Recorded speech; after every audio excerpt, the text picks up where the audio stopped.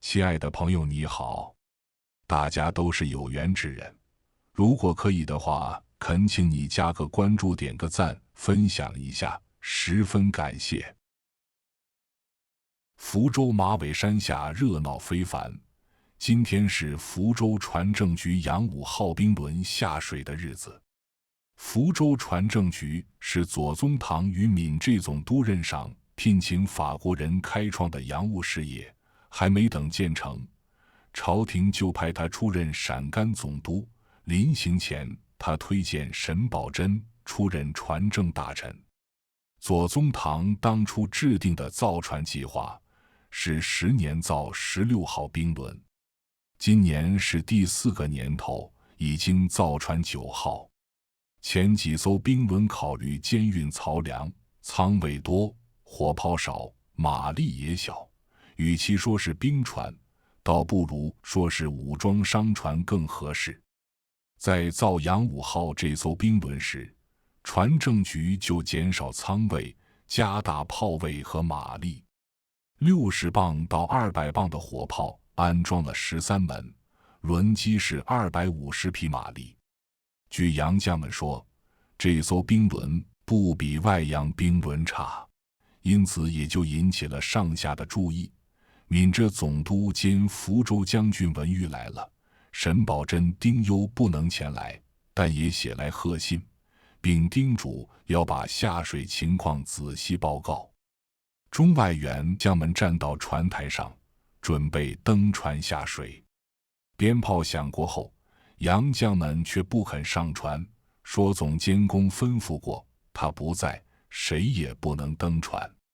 可是总监公巴士栋昨天就请病假了，日一阁这才知道巴士栋是要他的难堪，于是道：我是总监督，所有洋员都要听我的指令，我现在命令你们即刻上船。洋将们都没有动，副监督德克碑火上浇油道：你的说法我不同意，洋员统归你我监督，但技术人员必须听命于总监公。总监公不同意大家上船，也许还有什么问题没有解决。3天前就做好了准备，下水日期都定了，怎能说改就改？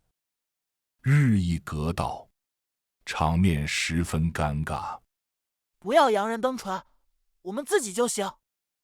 突然有人站出来，说话的是福州船政后学堂一同邓世昌。文玉惊讶地望着这个年轻人，有些不相信地问道：没有洋人你们能行？你可别逞能，误了大事。总督大人放心，我们已经在舰威轮上练习半年，自己驾船南到新加坡，大小吕宋，北至直隶、辽东，没有洋人，我们也能够让洋5轮顺利下水。邓世昌保证道。站在他身边的刘步蟾、林泰增等人也都附和。文玉还是放心不下，问道：兵轮下水后还有围垛、烟筒、水管、仪表等需要安装，没有洋将能行。邓世昌指指后边几个年轻人回道：他们都是前学堂的一堂，专门学习造船，船都造出来了，装配工作就一定能够胜任。大家齐声道：大人放心，3个臭皮匠顶个诸葛亮，没有洋人我们不怕。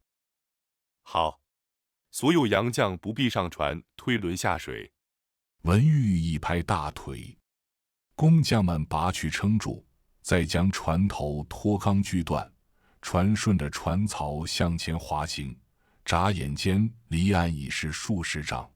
邓世昌等人沉着操作，轮船顺利驶入江中，江岸上欢声雷动。才到寅时，景运门九卿房外奏事处已经灯火通明，各部院及外省呈递奏折的人正在排队，奏事处官员一一审查登记。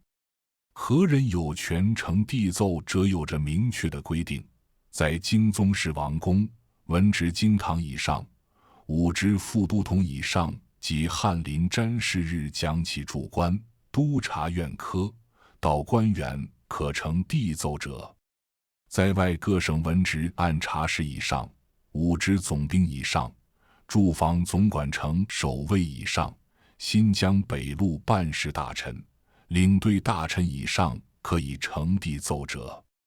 滥地滥收都要受到处罚，奏事处官员不能不谨慎。与景运门遥遥相对的隆宗门内，军机处之炉也以灯火通明。恭亲王、文祥、宝云、沈桂芬、李鸿藻5位军机大臣早就到了，正在商讨今天应当复奏的事项，同时等着太监送来2公批的折子。太监送来了共9份，7份已经明确批示办法，军机处张经门遵照拟旨就是，另有1份没有批，那是需要早朝时再捧入请旨办理，称为见面折。今天的见面折，恭亲王一看心里就沉甸甸的。折子是内阁学士宋进所奏，竟然奏请停造轮船。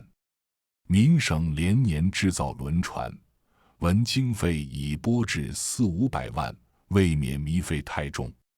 此项轮船将未用以制夷，则早经议和，不必为此猜嫌之举。且用之外洋交锋，断不能如各国轮船之利便，名为远谋，实同虚耗。将未用以巡洋捕盗，则外海本设有水师船只，何必于师船之外更造轮船，赚增一番耗费？如果用来运粮，其水脚数目要比沙船昂贵。造船一项，每年民海关及黎捐拨至100万两，是拿有用之躺金，做可缓可无之经费。若在国家全盛躺项充足时，已未尝不可。然目前西北军务未已，费用日处，单节之高造无用之轮船，殊为无益。且文船正员深多有庸劣不堪者，人浮于事，徒增虚靡。采买物料皆需委员四处办理，民间不胜其扰。上海、江南制造局亦同此情形。英、赤、闽浙2江都臣将2处轮船制造局裁撤，其额拨经费及转拨户部，以充日前紧急之用。恭亲王草草阅完，把折子递给文祥道：宋进把自造轮船说的一文不值，要让闽局、户局都停办。文祥大病初愈，立即意识到麻烦来了，有气无力道：有些人就喜欢出风头，向来不顾办实事的艰难。闽局、户局好不容易有点起色，怎么又要停办？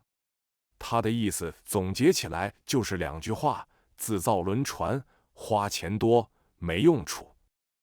宝云也是支持恭亲王办洋务的，但折片里说额拨经费及转拨户部，他是大学士管户部、西北军事、皇帝大婚都是花钱的事，有一笔银子进项当然是好事，不过他更知道，闽沪2局都是恭亲王鼎力支持才有今天的局面，怎能为了省银子而轻言放弃？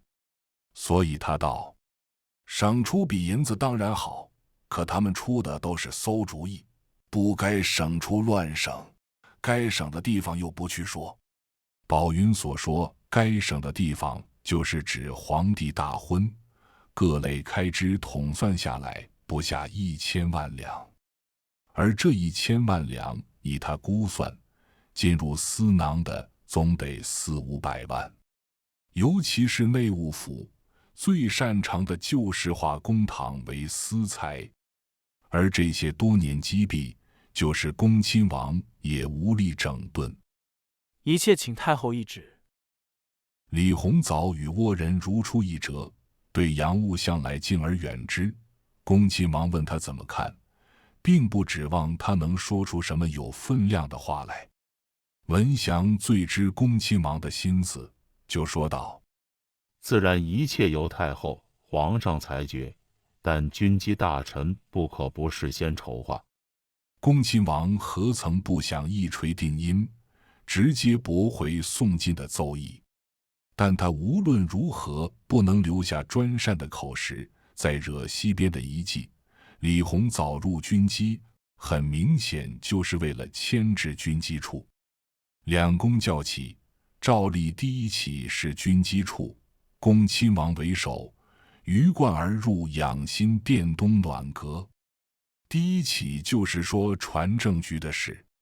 不过先说的不是宋进的折子，而是文玉上奏杨武号下水的折子。